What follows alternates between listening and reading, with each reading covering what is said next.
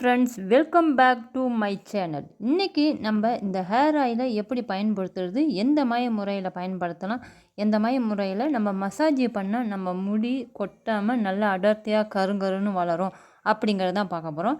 எப்பயுமே நம்ம எண்ணெய் லைட்டாக எண்ணெயை சூடு பண்ணி வச்சோம்னா அது ரொம்பவே ரத்த ஓட்டம் ஓடுறதுனால ரொம்ப நல்லது. சூடுன்னா ரொம்ப சூடு இருக்கக்கூட லைட்டாக அந்த மாதிரி நீங்கள் பயன்படுத்தி பாருங்கள்.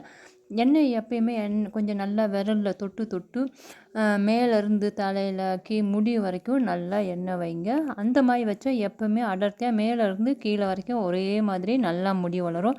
ஃபஸ்ட்டுக்கு நாங்கள் அந்த மாதிரிலாம் வைக்காமல் கொஞ்சம் முடி கொட்டிருச்சு. இப்போ திரும்ப நான் அதே மாதிரி பயன்படுத்திக்கிட்டு வரேன். உங்களுக்கே பார்த்தா தெரியும் நல்லா முடி அடர்த்தியாக கருங்கருன்னு இருக்கிறது.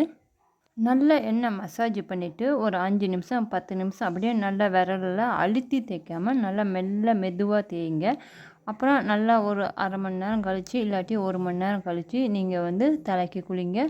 நம்ம தலைக்கு குளிக்கும் போது ரொம்ப சூடு இல்லாமல் லைட்டாக சூடு இருந்தால் ரொம்பவும் நல்லது. நீங்கள் எந்த ஷாம்பு பயன்படுத்தினாலும் சரி, சியக்காய் பயன்படுத்துகிறனாலும் நீங்கள் அதையே யூஸ் பண்ணி பாருங்கள்.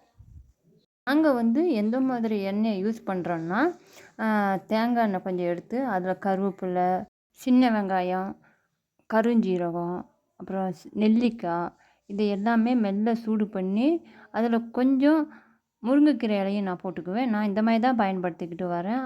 இது உங்களுக்கு ஆவாரம் பூ கிடச்சிச்சின்னா நீங்கள் அதையும் கூட போட்டு மெல்ல சூடு பண்ணி எடுங்க. ஓவர் ஹீட்டு பண்ணாதீங்க.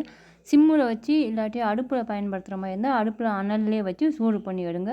இது ரொம்பவே நல்ல ரிசல்ட் எங்களுக்கு கொடுத்துச்சு. உங்களுக்கு வேணும்னா நீங்கள் பயன்படுத்தி பாருங்கள்.